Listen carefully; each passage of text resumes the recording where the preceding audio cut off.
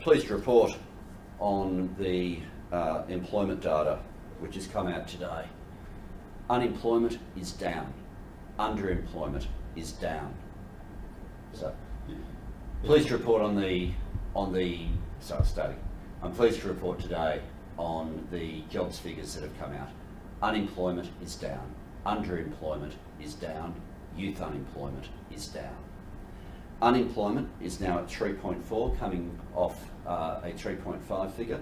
At 3.4, that is the lowest unemployment rate we've had since August 1974. Underemployment's down 6.0, down from 6.1. Youth unemployment is down to 7, down from 7.9. That is the lowest youth unemployment figure that we've had since that series began, when that was first added to the stats. There are some other figures which require a bit of explanation.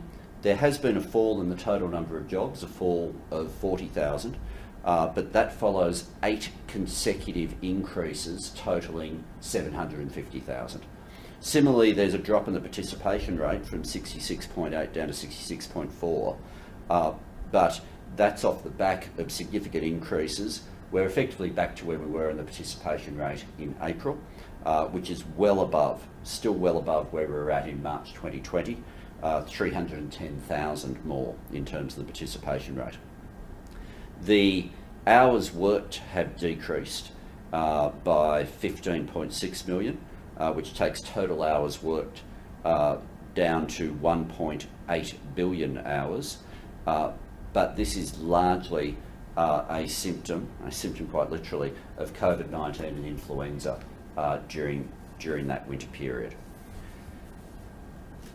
There's something that you can draw though when you connect yesterday's figures with today's. Today we had the jobs data, yesterday we had the wages data.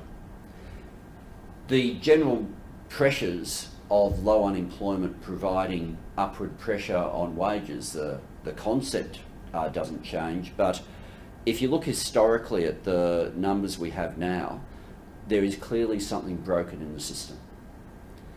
Compare where we're at now to August 2008. Both were periods where unemployment was low, where participation was high, but with very different wages outcomes.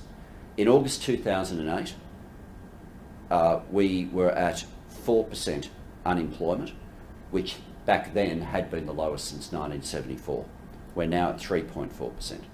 Participation rate, I said before, participation rate now is at 66.4. Back then it was at 65.5, just below, both of them just below record highs. So in each case you had low unemployment, you had high participation, but the wage price index was a completely different story. August 2008, wages were running at 4.2%. We found out yesterday they're running at 2.6%. So effectively, the hydraulic pressure of unemployment being low, putting upward pressure on wages, that pressure's still there. But it's coming through in pipes that have all sorts of leaks coming out of them.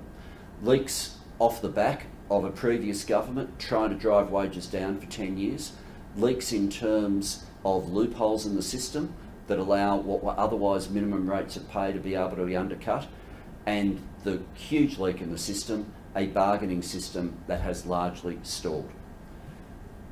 On the deliberately keeping wages low, we changed that from the day we came into office, with making sure that our first major decision was the submission to the annual wage review, which resulted in Australia's lowest pay getting a pay increase of 5.2%.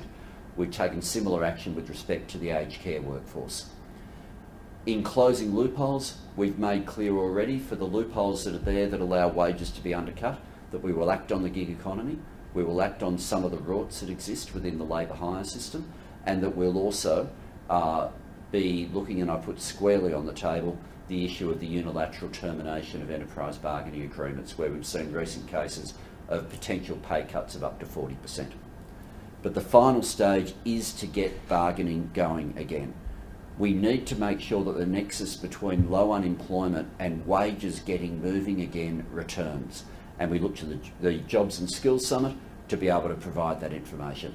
So that's the update on the figures, but effectively the story remains the same. The only way to make sure that we get wages moving, to be able to keep up with what's been happening with prices and for people to have some chance as time goes on to be able to get ahead again, is through the deliberate actions of government in pushing wages where we can, in closing loopholes where we find them, and in making sure that we provide the tools for bargaining to get moving again.